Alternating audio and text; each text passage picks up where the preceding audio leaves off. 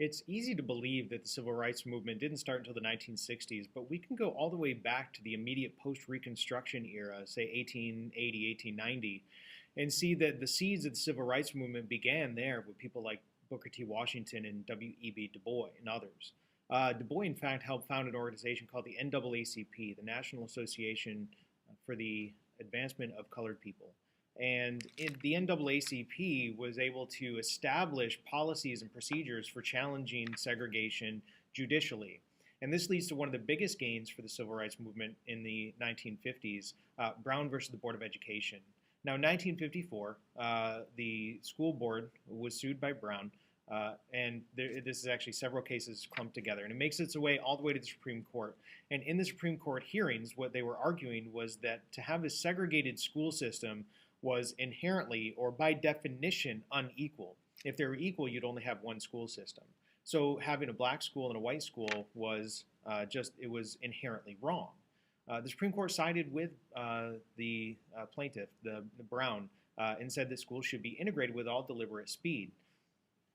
The segregationists argued that that would be too difficult and that it might lead to problems down the road. So their version of all deliberate speed meant really we're never going to do anything. In fact, they dragged their feet, and it's not going to be until the mid-60s that they start to force this integration. Even later on in the 70s, they're going to be still forcing busing issues, trying to break the segregation. In fact, one thing that comes out of the Brown versus the Board of Education is something called the Southern Manifesto, where a group of over 100 congressmen in the national government signed a letter promising to fight integration for as long as it takes.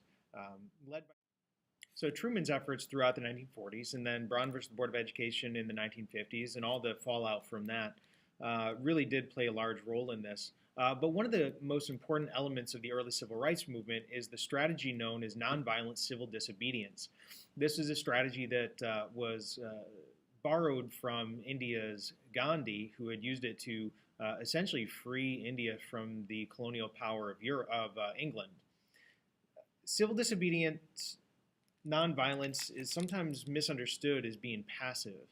Civil disobedient nonviolence is actually a very direct action procedure. The locations that the protests took place in were often picked specifically because it would cause an overreaction by the oppressive force.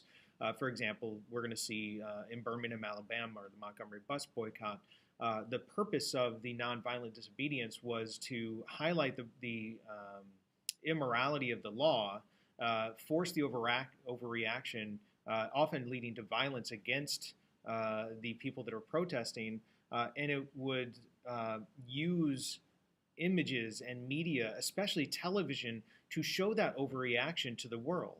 That shows the face of racism to the world and to everybody in the country. And the design is that will force government agencies, the president in particular, but also Congress, to pass legislation.